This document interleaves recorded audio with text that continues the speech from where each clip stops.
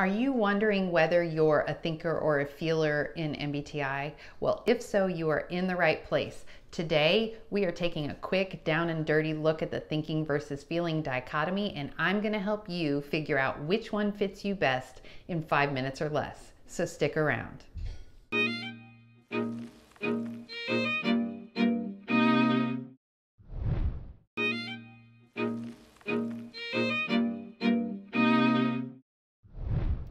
If you're new to this channel, my name is Jane Jackson and I'm the co-founder and president of Willow Training and Professional Development, and I've been using MBTI with my clients for well over a decade. In today's video, we're going to take a quick look at thinking versus feeling and help you figure out which one fits you best. So let's get started. First, let's take a look at what the thinking versus feeling dichotomy actually measures. And what it measures is how you make decisions. Okay, so what framework do you filter your decisions through? Thinkers filter their decisions through logic. They use cause and effect reasoning and analysis to make their decisions.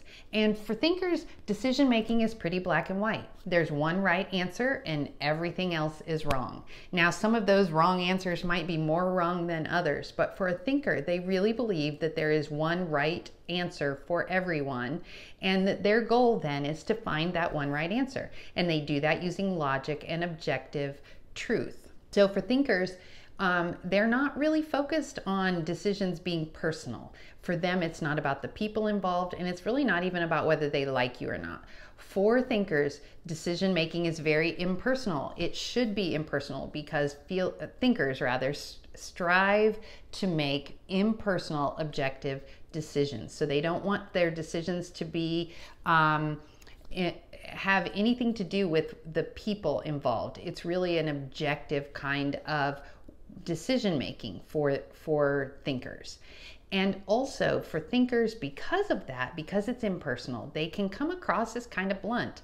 They've probably been called rude. They've probably had people tell them that they hurt their feelings and they don't understand why.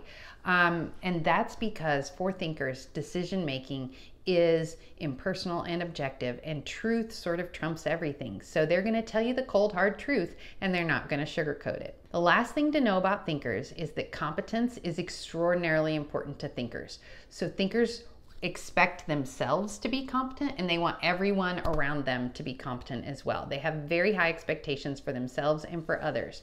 And they tend to look at whether someone is competent or not based on whether they're logical, based on whether their decisions and their input makes sense. And for thinkers, they're going to decide what the best right answer is based on finding the flaws in all of the other possible answers. Okay, that's thinkers in a nutshell.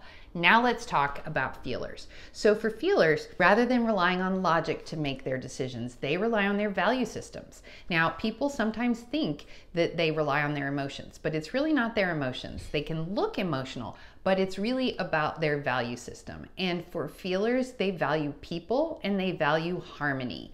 And so that's what they're trying to do. They're trying to maintain harmony at almost all costs. And because they value people, decisions for feelers are almost always about the people. It's always personal. And so for feelers, they're very focused on maintaining harmony, on making other people feel valued and heard. And they make their decisions to try to bring everyone together, make everyone feel valued, and also to keep harmony within groups of people.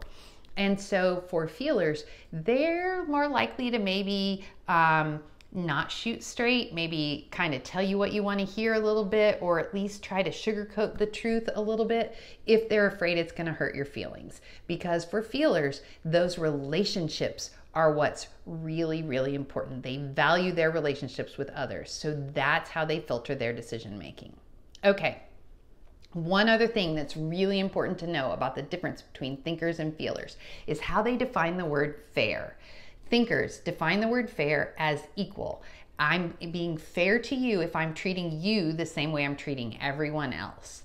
Feelers, on the other hand, define fair as treating everyone like an individual. So for them, they're much more likely to make exceptions to a rule based on someone's individual circumstances, because to them, that's what's fair.